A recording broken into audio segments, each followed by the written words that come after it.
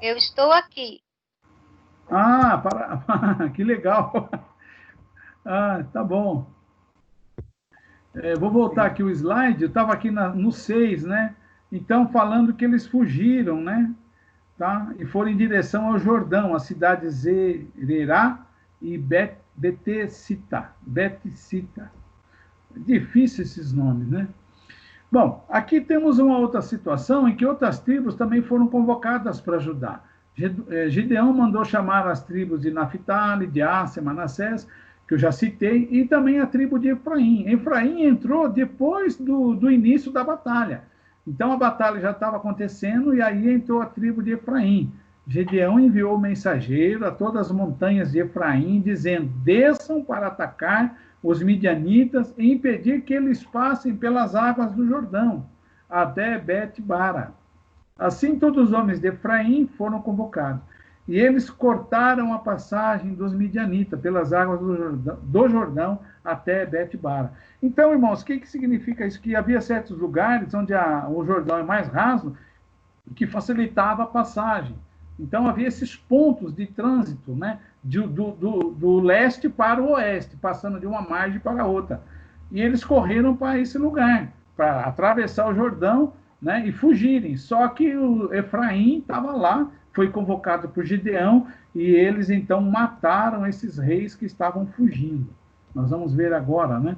Essa situação. Eles mataram os dois reis aqui, ó.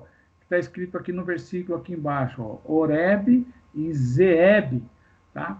Então, quem fez isso? Os de Efraim mataram os dois líderes midianitas. Mas eles acharam ruim com Gideão, perguntando por que não os chamou antes para aquele primeiro confronto, quando eles estavam ali na planície de Israel. Tá? Gideão poderia ficar zangado, né? No entanto, ele usou a diplomacia, né? Ele respondeu com calma, com tranquilidade, com sabedoria, né? Não respondeu de uma forma bruta, mas ele foi brando. Então, o que ele disse a eles? Deus entregou na mão de vocês os príncipes dos midianitas, Oreb e Zeeb. O que pude eu fazer em comparação com o que vocês fizeram? Então, ele valorizou o feito deles, né? E assim enalteceu a atitude, né, do povo de Efraim, e aí então isso diminuiu a ira, né, com a raiva com que eles estavam. Depois que ele disse isto, abrandou-se a ira deles contra Gideão. Então acalmou o espírito, né, e tudo ficou em paz. Tá? Então ele estava aprendendo, né, já sabendo como lidar com o povo. Aí Gideão 9, Gideão fez um efode. Oi? Não está aparecendo? Espera aí. Não. Não está aparecendo os slides? Eu esqueci de compartilhar? Não. Não está aparecendo, não. Eu vou voltar ao compartilhamento aqui. Vocês ouviram o que eu falei? Sim, tudo. Estou voltando no compartilhamento. Vou mostrar os slides para vocês, então, já que aqui, ó, está falando aqui, né, que do Efraim, que Gideão mandou mensagem às montanhas de Efraim e convocou todos a tribo de Efraim para essa batalha, tá? E eles conseguiram matar aqueles dois príncipes, né? Depois eles acharam ruim com Gideão, o povo de Efraim achou ruim porque não foram convocados antes para a batalha, mas Gideão respondeu de uma forma sábia, dizendo que eles tiveram o privilégio de matar aqueles dois reis. E o que ele fez não se comparava ao que eles haviam feito, que impediu a fuga desses dois reis aqui, midianitas. Tá? E isso abrandou a ira deles. Depois, né, Gideão, aqui, retornando, fez um éfode. Tá? E aqui, duas situações. Primeiro, Gideão foi convidado para ser rei, mas ele recusou isso, né? Diante do feito dele, né? Que foi uma coisa extraordinária, o povo queria consagrá-lo rei. Mas ele disse, ó, não dominarei sobre vocês, nem tampouco meu filho dominará sobre vocês. O Senhor Deus dominará sobre vocês. Então, ele deixa claro que Deus é que deve dominar. A honra é de Deus e não dele. Deus o usou, Deus o capacitou para aquela tarefa, né? No entanto, ele fez o quê? Um efode. O efode é uma estola, né? Que era usada pelo sacerdote. É uma estola que o sacerdote usava, e ela tinha as pedras, né, no peitoral, as pedras que representavam as tribos de Israel, e a pedra do Urim e o Tumim, que era usada para sorteio, para escolha, para decisão, né, para o povo de Israel decidir sobre alguma questão. Ele fez uma estola, só que não tinha essa mesma finalidade e não tinha essas pedras. Só a semelhança a estola usada pelo sacerdote. Era diferente da estola sacerdotal que continha pedras preciosas. Infelizmente, para os israelitas, esta estola veio a ser objeto de idolatria. Eles começaram a idolatrar essa estola que Gideão fez.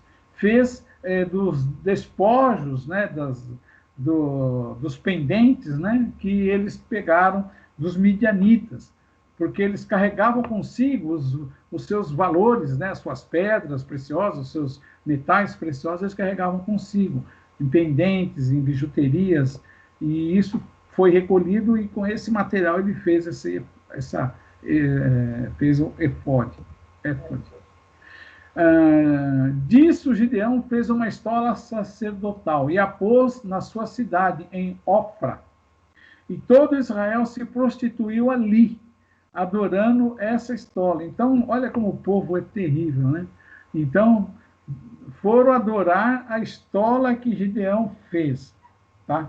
Então, isso, a palavra de Deus fala que é uma prostituição, quer dizer, você deixar, né, o certo, né, e trair ao Senhor, se prostituindo, indo adorar uma estola, um objeto, tá?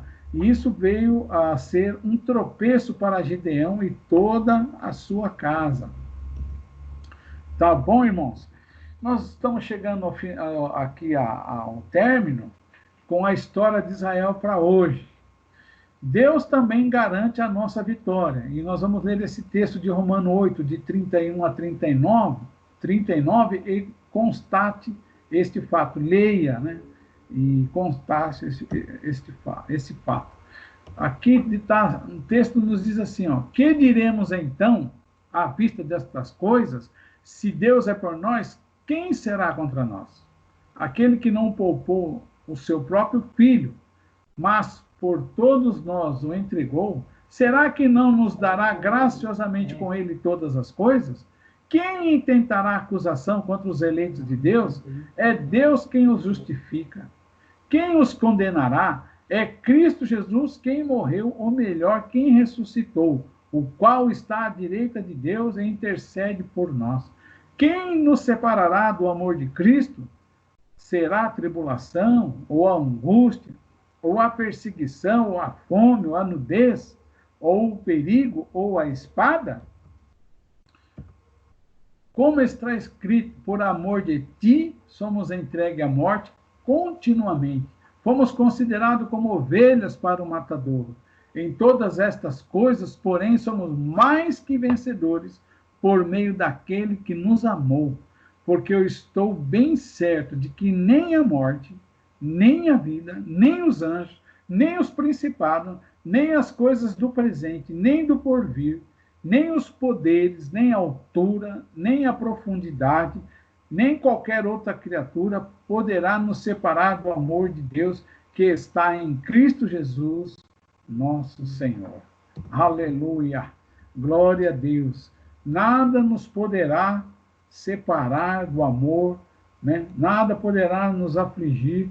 A nossa vitória é certa no Senhor Jesus, tá? E é isso que nós podemos aprender nessa lição de hoje, né? Que mesmo que a gente se olhe incapaz, mesmo que nós nos julguemos limitados, incapazes, nós temos que acreditar que se o Senhor nos chamou, se Ele nos nomeou, se Ele nos convocou e nos deu uma tarefa, Ele vai estar conosco, nos capacitando, nos preparando, nos dando condições para que nós possamos realizar e cumprir a nossa tarefa. É como Gideão. Gideão, ele, digamos assim, abusou do Senhor de diversas formas, tá?